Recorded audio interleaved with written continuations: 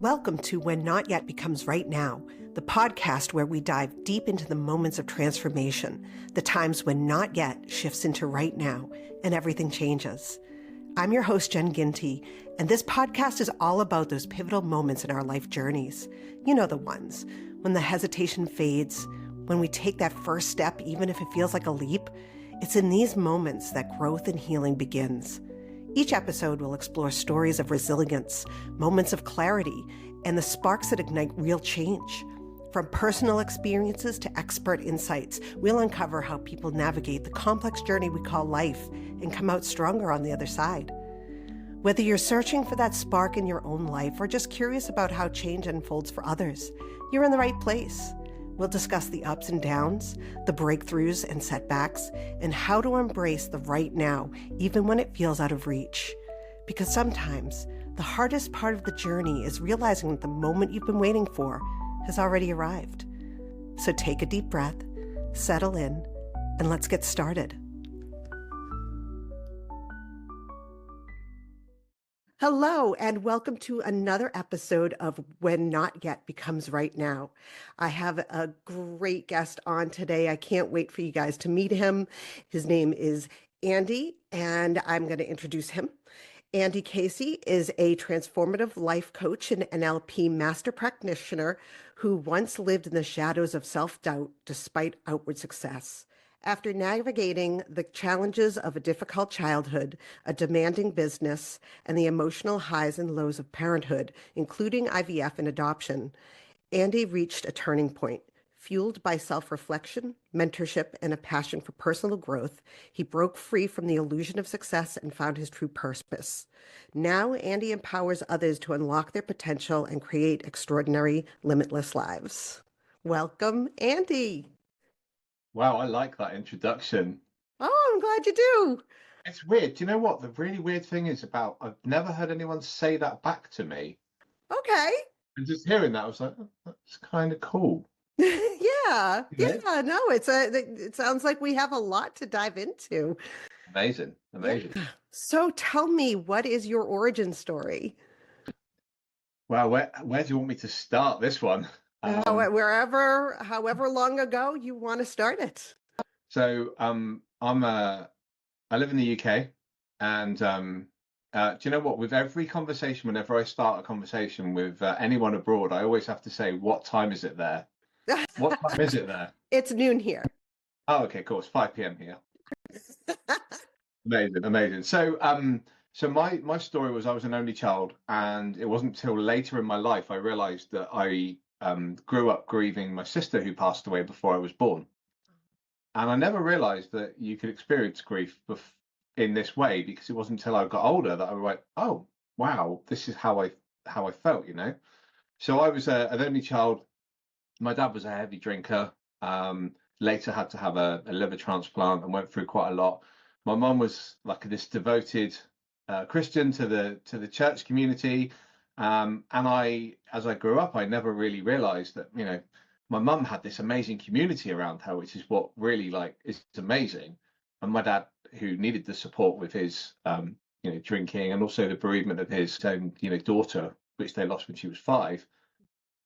Times were different at the end of the 70s, beginning of the 90s. So I grew up in the kind of very begrudgingly, mum's off busy with, she used to run this, I don't even know if you have it in the States. It was called the Girls Brigade, and it was like the Girl Guides, but kind of more of a kind of church kind of orientated kind of organization. And mum used to help run that. And she was always busy, always busy. But I think that's what I didn't realize until I was older, that she kept herself busy in this community, and that was her support network, So I grew up in a kind of, real stable home, but always kind of felt a little bit of kind of discomfort with, the wake of my sister passing away. My dad was a heavy drinker, as I said. And I always kind of felt a little bit like I kind of wish I'd had a brother or sister, but, it's weird because you can't miss what you didn't have. But it's weird that, I wrote a song called Mayflower, and the song is, one of the lyrics in the song is a picture of you framed up on top of the TV. And I used to look at my sister every single day. When I looked at We used to watch the Australian TV program Neighbours, and you watch TV straight after school. My sister was there. She was always there. She was always this image in my childhood. And growing up, she was always part of it. As I grew up, I was always kind of I've always been quite outgoing, loved music, loved performance. I wanted to be a clown when I was at school, and my careers advisor said, and I went, a clown. And at the time, I was running a juggling club with like 20 members at 15 years old. I was quite entrepreneurial back then. I was charging 20 pence for people to come and join my juggling club. We were unicycling, we were stilt walking, fire breathing, and I was always quite outgoing. Had an amazing opportunity in 1999 where I was able to join a band that we got really successful, and we signed signed a contract with a major record label, and it's probably from around that sort of time that things for me after that kind of spiraled, and this kind of 18 months of what I can just describe as, we were going to America, we were in LA, New York, we were kind of living the rock star dream, but we never got to release the album, so the record company spent thousands on us. We were recording in Sunset Sound, where some of the most amazing musicians have recorded. Led Zeppelin record there. Really funny moment while we were recording there. There was a basketball court outside, and Macy Gray just happened to walk past, and I remember thinking wow, this is real, right?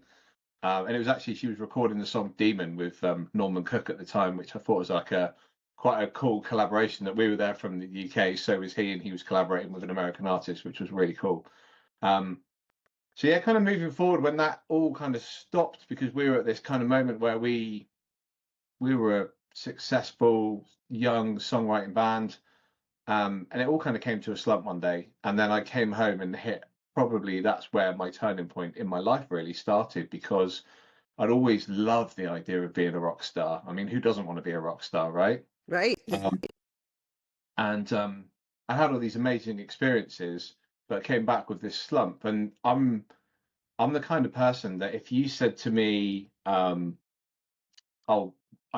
broken down, it's 2 o'clock in the morning, I'll be there and I'll help you, because I've always been the guy that makes stuff happen. And I came back from this rock and roll lifestyle and went, right, what do I do now? I like surfing. I know, I'll become a lifeguard. So in a week, I did my lifeguard qualification. I went further on in life where I got told I couldn't have a sales job. I applied for a sales job a couple of years later, and they said, you haven't got any sales experience. So I said, fine, I'll valet cars. I'll clean cars. And then I cleaned cars. I got chatting to people on the forecourt. Once I got chatting to people on the forecourt, I started selling the cars. So I've always been the kind of person who's like, my school, GCSEs over here, my school results were always terrible. I hated school, never really embraced the education. And my school careers advisor actually said in my school report, the problem is with Andrew is the lights are on, but no one's home. Take that. How's that for a limiting belief when you're a teenager? Anyway, fast forward through all of this, I end up leaving this job in a surf shop. Leaving the beach job on the beach and get this job in a surf shop, because I'm a cool dude, right? Mm-hmm. My hair's like down here at the time, just below shoulder length, if anyone's listening, because obviously I just pointed. It's always the thing on a podcast. If people are listening and you go, it's like this, they have no idea what's just happened. Exactly. That's where I met my lovely wife, and we've been together now for, oh my God, I should have rehearsed this number, 23 years. Wow. Must be 23 years. Yeah, because I'm 44 this year, and we met when I was 20. So, we've been together for a long time, and from kind of the early stages in our relationship, I always knew that we were going to have fertility problems because of Kate had some hormone issues. Later on we got married, and it was never a problem. But you don't realize how much you want a child until you can't have one. Yeah. we went through some tough times when we in the early stages. Well, just after we got married, we started the IVF treatment. That was 2007, and um, a lot was 4 or 5 journeys, like 200 miles up the road a week, just to go and have bloods taken or hormone levels checked, and it was a lot, and it was a lot of stress. Um, and we had 3 cycles of the IVF, and that for us was, I think, if there was a test of anyone's relationship, that was the test. Mm. We went through, you've seen it in the films where someone gets the pregnancy test out and they've got no result, or it's not pregnant, and we we just got to a point where I just didn't believe that even pregnancy tests had the other line. Mm. Whereas when it was COVID times, we ended up getting all the lines each time. Of course. The irony. Right, exactly. Yeah. So we went through that, and we came to a point where we'd had 3 cycles of IVF, and on the 3rd cycle, we sat there with a consultant, and they just said, "Oh, there's nothing more we can do for this time. We've overstimulated Katie, and basically, you know, we're going to kind of stop this cycle of the IVF treatment." To which Kate and I just went, "Right, we can't afford to do it again. Um, let's go home." And it felt a bit like the day I drove home from the band, where the record label said, "Yeah, we're not going to keep you on," or, "Let's move forward, do something else, guys." Yeah. Which is incredible It's very loss. interesting. Yes, you have all of these grieving times in your life. Mhm. It starts so young with your sister, Yeah, and yeah, yeah. then these different losses. You've had many different kinds of losses in your life. Do you know what? I never realized they were losses. Mhm. So the next step of my life was where it started. I basically, in 2007, after we got married, I'd set up a photography and video business. I knew it wasn't always what I wanted to do, but I'd done it in college before I had the record deal, and how hard can it be? It's only taking photos, and I got to a point where I've run the business for 17 years, and it's been amazing. It's been incredible. Um, so 2010, I opened the studio, and we just finished our IVF, and we ended up, where do we go now? Like, what do we do next? It's like, now, as I've kind of just said to you, I'm the person who, um, you go to like a theme park or something, and I'm like, let's go, let's go, let's go. And my wife's like, okay, whoa, let's look at the map. Let's see where we're going to go. And I'm like, let's go, let's go. Anyway, so she needed some time to grieve. She needed some time to rest. She'd been a human pincushion for several years. Yeah. So we'd always had a bit of an in joke in our family with my wife and myself, which was, "Can I have a dog?" And she'd say, "Yeah, when you're 60." Because she never really liked dogs. She was cornered by dogs when she was a kid. And again, a limiting belief. This Mm. woman loves dogs now. I tell you, we've got 3 spaniels now, and she'd probably prefer the dogs than the kids. But there we go. So we bought a dog. We got this dog called Sprocket, named after the TV kid program. As I was a kid in Fraggle Rock, the dog was called Sprocket. Yes. Yeah. I was actually thinking Toad the Wet Sprocket. Oh, really? So we got this dog who yeah, he was everything. He sat by me at work. I had this studio, and he'd sit in my van. I went through a bit of a phase where I was photographing a lot of celebrities, and I was doing a lot of celebrity jobs. And that dog's been, standing at events, watching fireworks with me while I'm photographing, and he just was the best ever. Um, and then, we had him. So we lost him when he was just under 10. And that was a really weird time for us as a family, because I didn't realize that all the stuff that we'd gone through, he was my therapist. Mm. And I never realized that until we lost him. I should have actually added one very interesting point, that a year after we actually got the dog, about 18 months later, we actually adopted my daughter, and we Oh. went through the adoption process. I shouldn't have forgotten about her. Oh, We'll probably hear her in a minute. this is linear though. You're talking linear, right? Oh, yeah, exactly. So, and exactly, I'm the guy at the theme park without the map running around. So we had this like amazing time where we then, like I said, we adopted our daughter, and lots of exciting things happened. When we adopted her, she had bilateral hip dysplasia. So both hips were like, anyone who's not watching, it's like a cup and a ball, like a ball and socket joint, sorry, and like her ball and socket just weren't in together. Wow. So we were told when we adopted her that she had mild asthma, mild eczema, mild asthma, and she wasn't quite walking yet. But kids are delayed, you know. Um, we got her home. We put her on some decent food. She's never had eczema since, apart from if she drinks a bit of milk, too much milk, she gets a bit of eczema. But that has happened to a lot of people with dairy. Mhm. And yeah, so we had 28 weeks with her when she was in plaster cast. Wow. But I think she was 6 operations, 2 Wow. major surgeries, 9 hours on one hip, 8.5 hours on the other hip. Uh-oh. And we were like, by this as well, my dog Sprocket, he's in the back of the van with me for 9, like sleeping in the car in the car park for like 9 hours while we're like waiting for my daughter. You know, we take him out for walks and stuff. He was always there for us, you know. Yeah.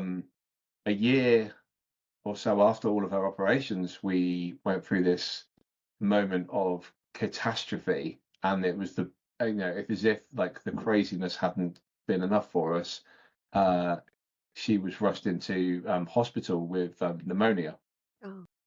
And she was then in intensive care for 10 days, all hooked up to machines and getting to watch the child that you've dreamed of being a parent your whole life, but they never warn you about the sad and the scary stuff that comes No, with it. never. So yeah, they sedated her in front of us and put her to sleep for 10 days, Wow. which was horrendous. However, I think it's the best thing that ever happened to her, because after this, we went and had some tests, and we found out she had a condition called DiGeorge syndrome. So when we kind of looked at DiGeorge syndrome, we suddenly went, "Oh, that makes sense. Hmm. That makes sense." So she was very delayed with her speech. DiGeorge syndrome is a microdeletion of chromosome 21. Okay. So whereas with Down syndrome, they've got the additional chromosome, she's got the microdeletion. In my brain, it makes no sense whatsoever. But, you know, and the one thing the doctors always said to us was, "Oh, don't Google it." And it is like, you know, people who have had this microdeletion, some have asthma, some have Down syndrome, some have this, some have that. And there's so many different things that, you know, it's almost like saying people who eat apples have got red hair. It's Hmm. that broad. But it opened up a lot of areas. So she has a lot of learning difficulties. She's quite delayed with her speech. Anyway, I won't go into that too much. But the part of my story, which we're going to get to, is 4 years ago, almost to the week, or not necessarily week. It's very close in a few days. We sadly had to say goodbye to Sprocket. Oh. And obviously, we got through lockdown. That was all right. But when we got through this moment of losing him, I'd kind of been struggling at point anyway, because I was doing it all for the girls. I was working late.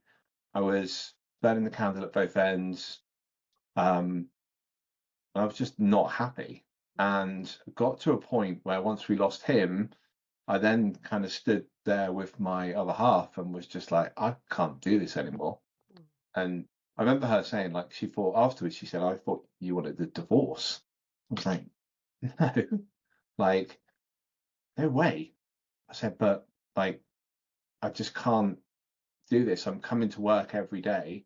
And to the outside world, I was okay, I was fine, but I was just burning the candle at both ends. I wasn't happy. I'd actually just done a really big uh, shred in the gym as well. So I'd gone from 105 kilos down. The lowest I got to, I think, was 80 kilos.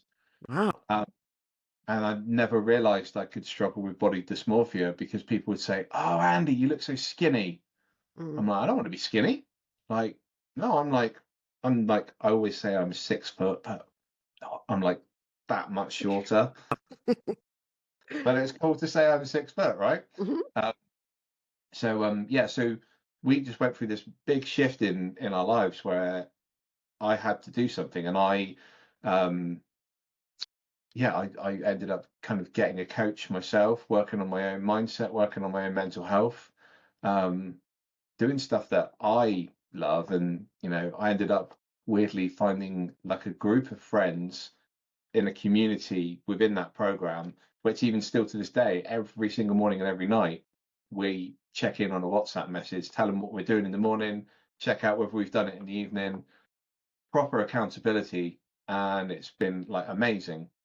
But about sort of a year after I'd kind of done my work, I kind of realized that I could help other people.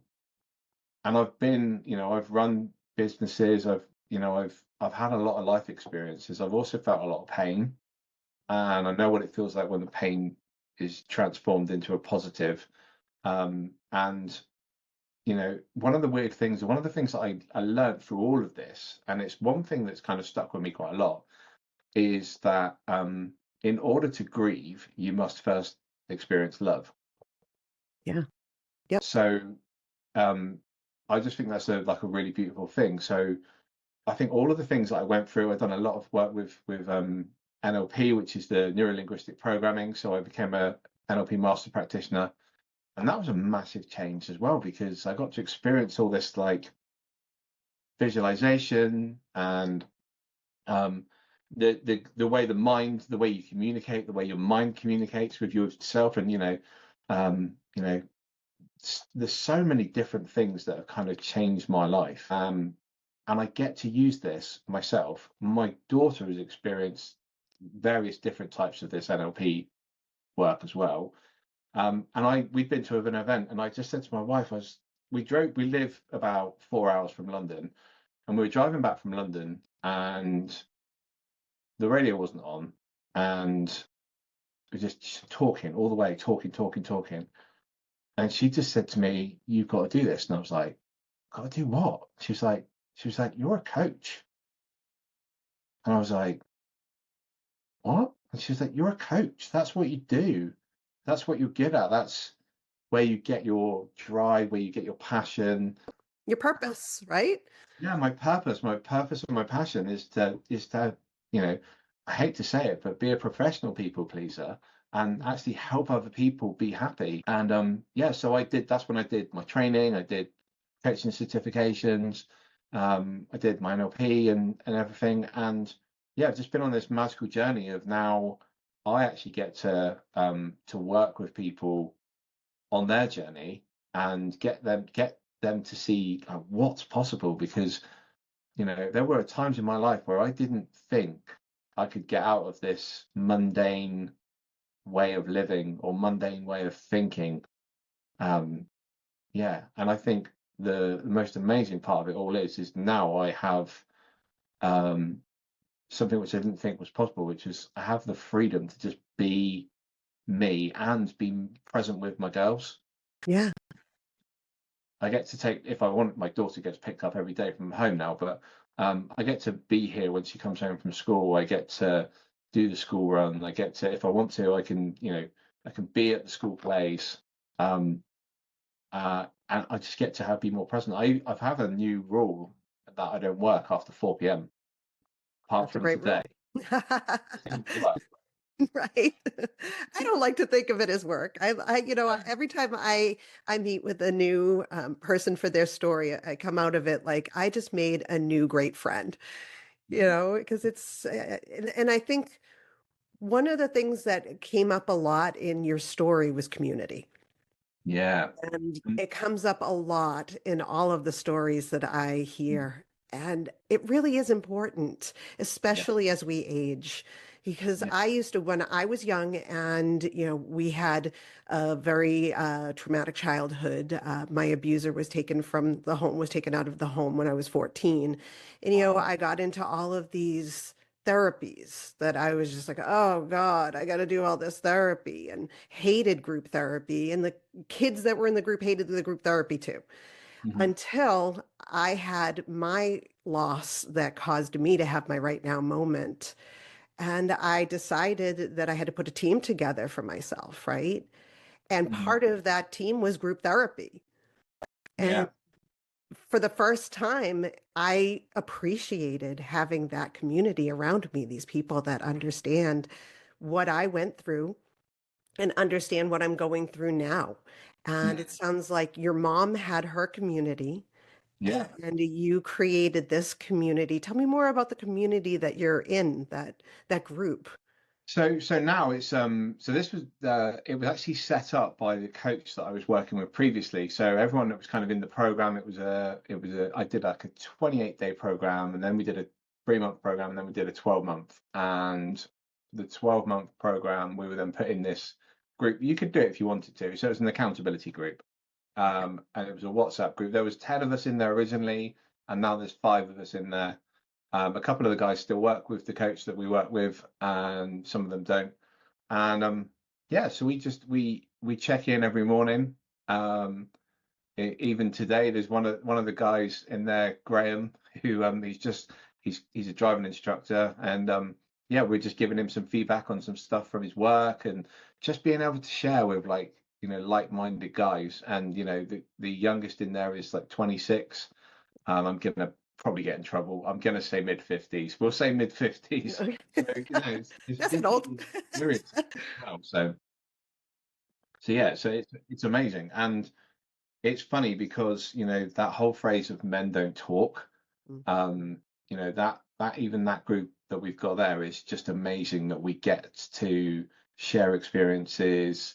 And if something's not right, we'll check in with each other, whether it's like a private DM or something like that. So that's awesome. Love that. That's great. Yeah, I find it so uplifting when Yeah, yeah. I wake. So I'm a late riser, and I'm a late nighter. And when I wake up in the morning, I have two different groups that I can read through. They've been posting since 6 in the morning.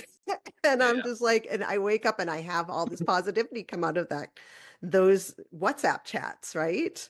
So Yeah. I think it's just so important that we remember that there are others out there who, we can create a beautiful community around. Yeah, definitely, definitely. And do you know what's really funny? And I think this is something that when I was a kid, I almost begrudged my mum because she was busy. I didn't like the fact she was always off with the church or always helping people. And even now, she's in her, she'll kill me for saying this, but she's in her 70s now, and she's just every day she's like creating a PowerPoint for the church, or she's doing some of this. And you know, um, it's amazing because I always joke and say, like, I've never really seen my mum as religious, but she's just always been involved with the community and supporting, and she's there baking cakes for a cake sale. Yeah, so it's It's something like, that I don't think I really got to appreciate when I was younger, because I didn't really realize what I was seeing. right, right. We don't understand those aspects until we become adults ourselves. Like she found Yeah, her purpose in that, yeah. helping her community in that way. And, my mother's the same. She started working early for a doctor's office, and she was there from 7 in the morning till 8, 10 o'clock at night. And Mhm. it was her purpose. Sure, we felt kind of abandoned, especially Yeah, I in, bet. Yeah, yeah, especially in the sense that we also had an abuser in our home, but it was her drive, it was her purpose. yeah, And, your purpose now is this coaching, is helping others yeah, to, get out of their own feelings of, non-worthiness, right? yeah. Yeah. And do you know what, the thing that's really kind of, I spent a lot of time trying to work out with who I wanted to work with. I went through a stage of only wanting to work with women. Now, I'll tell you why I only wanted to work with women, and it's because I didn't want to work with my dad. Yeah. And Yep. because I wanted to stay safe in my mind from, I don't want to work with, and this again, this is no reflection on anyone who's going through alcohol struggles, but I really was triggered by working with someone like my dad. Yeah. So I went so far over to like, I'm going to only work with women because all my best friends, most of my best friends are women. I hang out with women. Now that's just the way I am. And I realized that I was protecting myself even at the early stages of setting my coaching business up.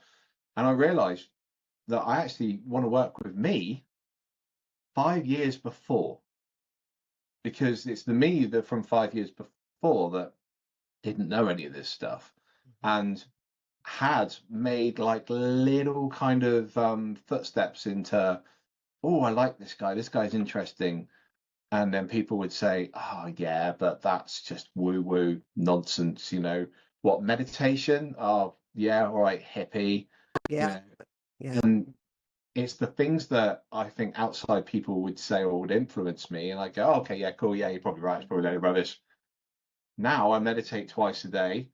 Now I write in a journal twice a day. And like the journaling itself, I'll give you this little example. Just through my daughter journaling, both my wife and my daughter both journal. My daughter not all the time because she's 13 now, and sometimes it's not good, not cool. Sometimes she wants to do it because daddy's doing it, and she at the top of her journal she's got smiley faces, so it's sad all the way through to unhappy. And quite often with her when she was younger, she would say like, "Oh, which one?" She'd circle and be like, "Is that medium?" She'd say, "I'm medium." I'd say, "Is that medium happy or medium sad?" And one day she had this. It was a little while ago. She had this moment where she was able to verbalize that she was feeling sad, and from that, it sparked a conversation about her getting some additional support about the grief of our losing our dog. Yeah. And it was just by her circling a face that kind of allowed her to have that openness to share how she was feeling, that, you know, because it's a process that's kind of safe, she was like, yeah, I feel a bit sad about the dog. This happened, that happened. And they were talking about World War One or World War Two at school. And when the families all left from the homes, the animals were sometimes left behind, and the animals sometimes were left to die. And she found that a bit upsetting. That triggered the thing about the dog, and we were able to get her some support for the grief of the dog. And I just think that started from her circling a smiley or a sad face. That's so powerful. And if it works for kids, guess Mhm. what? It works for adults too. Right. Yeah, that's what I say about my monster doll that I created. Yeah. I created it for myself. So I created a doll that you can rip apart. They're made of Velcro. And I made it out of my own frustrations with my complex PTSD symptoms. Mhm. And I was using it, and I kind of did it backwards, where I was like, well, if it works for me, it can work for other people, especially children. But now people are seeing that it works for children, it can work for them. So I completely Absolutely. see that, progression that Mhm. happens. So, yeah. So tell me more about NLP. So, yeah, so a lot of the NLP, obviously, we have the conscious and the subconscious mind. I say obviously because I sometimes just assume everyone knows.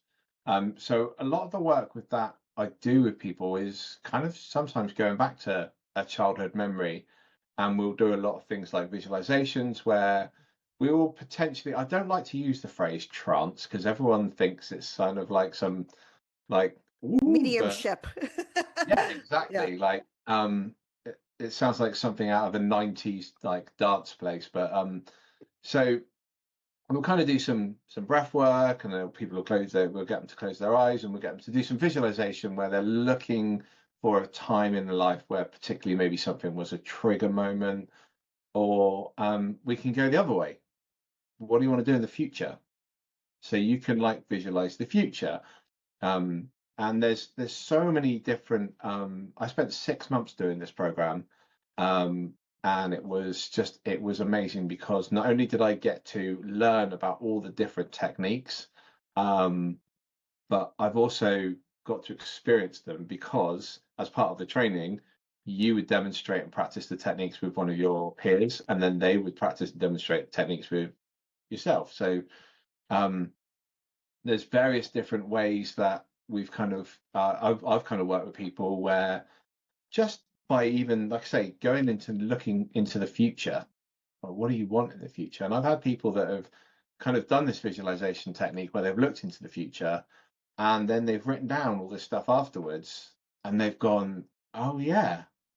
I've had people see a house where they live with their family and they're like, oh yeah, I can see a dog. And they're like, I've never wanted a dog before. Oh, perhaps I do want a dog. It'd be nice to have a dog. That sounds silly, but um, but the thing is, once you can look forward to things like this as well, I think you also get to appreciate the present a lot more because you have goals and you have, you know, your aspirations in life. And I think a lot of people are um I think it's great to go backwards and look at stuff, but I think we can also focus forward.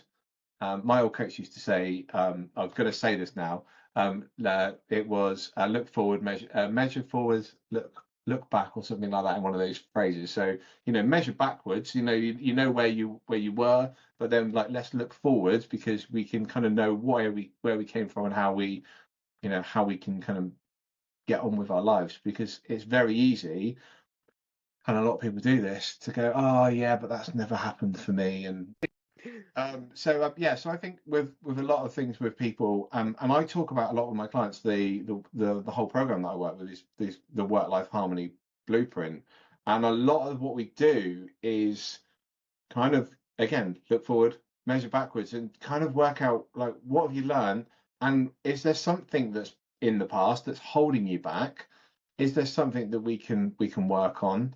I was just having a listen to. It was really bizarre that we're having this conversation. Actually, I had a listen to one of the old tracks from the old band that I did with Tom when we were in the old band, literally 2 or 3 nights ago, and there's a song on there called Karma Killer. Ah, And it's got this very kind of like Led Zeppelin, like da da da da da da da da, like real riffy rock. nice. And I listened to it and I said to Kate, I said, "Oh my God, I can smell the studio. I feel like I'm there." Wow. And you don't realize that there's all these anchors, and we do a lot of work with anchors with NLP as well, which are these kind of trigger points from something like, if I don't know if you've ever heard this or had this example before, that if you were to close your eyes and then think of a lemon, and then you cut the lemon, and then you open your mouth, stick your tongue out, and then you lick the lemon, your tongue will salivate. Hmm. A lot of this kind of like when people say about visualization, oh yeah, it doesn't work for me. I'm like, I bet it does. Mhm. You do the lemon trick with someone and they go, oh, okay. So there's a lot of things that we do with stuff like that are kind of anchors from things. I use the lemon example quite a lot because it's one that's quite commonly used. But It's a great one. I never really thought about it the worst before. part about it is my tongue salivated when I did that. I was like, oh, okay. It's amazing the different modalities that are available to people, and each of them help different people at different times in their lives, right? Yeah. Like, I work with my therapist on EMDR, Mhm. which, it's it's When I first heard that, I thought that was electric dance music, and I was like, it's not. exactly. I thought the same thing. Yeah, no, I am basically looking at a light going back and forth in a light bar. Mhm. And you wouldn't expect that doing something like that would start to alleviate like fear Mhm. and sadness and anger, but it does. And I'd never heard of most of the modalities that are out there now until probably the 2000s. Yeah. But I think they were out there for a very long time, but nobody really talked about those. We didn't hear about the modalities that could help us at different times in our lives. I didn't know. Whenever you said about meditation, I just thought hippie. Mm, Like, I haven't missed a meditation in 18 months, every single day. Um, I actually, funny enough, I stopped tracking my meditations because I realized they were a habit. And I actually talked to someone last week, and we were talking about, when people still track, this might trigger some people, so apologies. When people talk about they track their alcohol, I'm 100 days, I'm 200 days. Mm, I have a theory that if you're still tracking, you still have a problem. mm. So with the meditation, for me, I stopped tracking because I was like, oh yeah, cool. I don't. It's an It's just everyday thing. a day, Yeah. and I haven't drunk myself for I I don't know, a few years. I genuinely don't know if it's 3 or 4 years, but I just don't drink, Yeah. and that was a conscious effort for my health and everything else. Yeah, that when I go back and say like the meditation thing, that's like I just wish I'd done this 20 years ago. Mhm. So wish I'd done this 20 years ago. But it had that stigma that it's woo woo, that Yeah. it's, only gurus will teach you how to meditate, that kind of thing. And it's been around for such a long time and so useful for so many people. But Mhm. societally, we look at it as if it's a waste of time because we're always on the go. We're always doing something. We have to be doing something. We have to be, productive at every moment of our life. And if we're not, then we're lazy. I grew up in a world where little girls write in diaries. They write their secrets in their diaries. Now I'm a big girl. Who knows? Because I absolutely love it. I just don't know what I would do without being able to share, but with myself. Because sometimes when stuff's whirling around in here, just being able to write it down or, express it in a meditation, it's just, yeah, it's amazing. Yeah, it really is. So, what would you, suggest to someone who has these limiting beliefs in themselves? What would you say to them as a coach or just as someone starting out looking to, create a new life for themselves? hmm So I quite often look at this, and this is one thing I kind of, if you got someone who's doing something and maybe they've already started, and excuse me, I always ask them like, why did you start? What again? One of the opening questions I use with a lot of clients is like, when they say like, why are you here?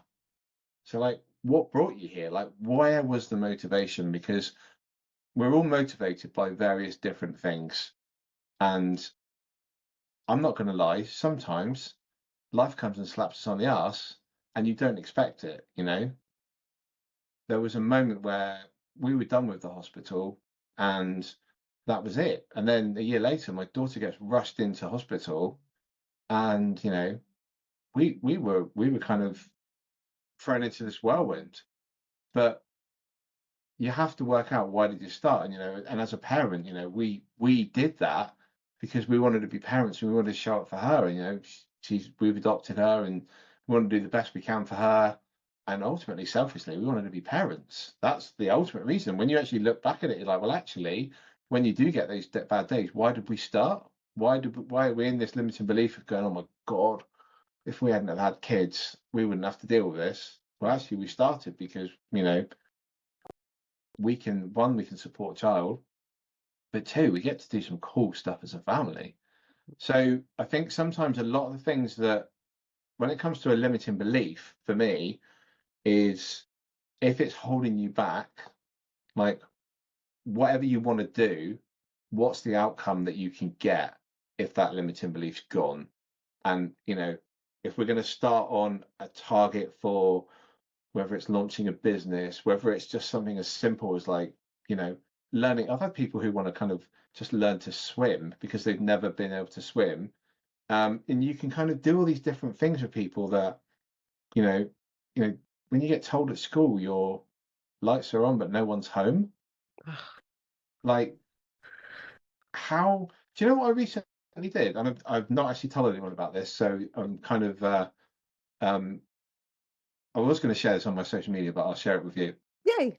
In the UK, we have this, um, when you're 15, 16, you get your record of achievement, and it's like a red folder, like a hardback folder, and it's where you would put your certificates, your GCSE results, and you go through this whole thing where your school tutor will write like a recommendation to your further education.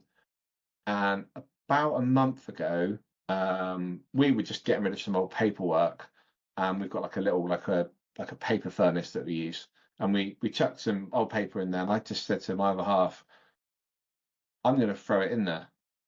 She was, I'm going to put mine in there too. Now Yes. this has my certificates from school. Now my GCSE results were uh, 1C, 2Ds, 3Es, and an F.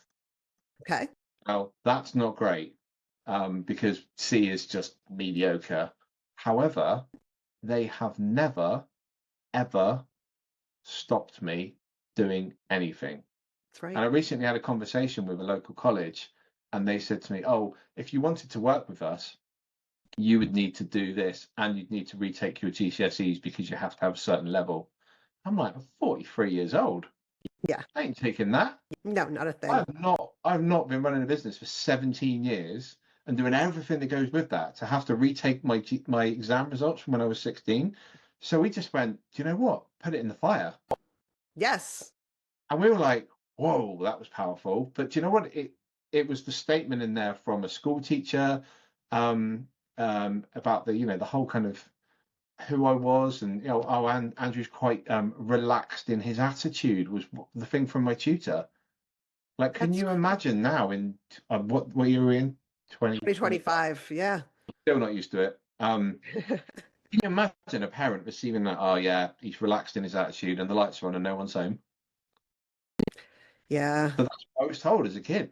The aggressions that we received from adults back when we were kids is just was so out of control. A math teacher told me, everyone else can do it. Why can't you? Stuff like Hmm. that. They put those limiting beliefs on us. They started that. They Yeah, created those beliefs when we were just children. yeah.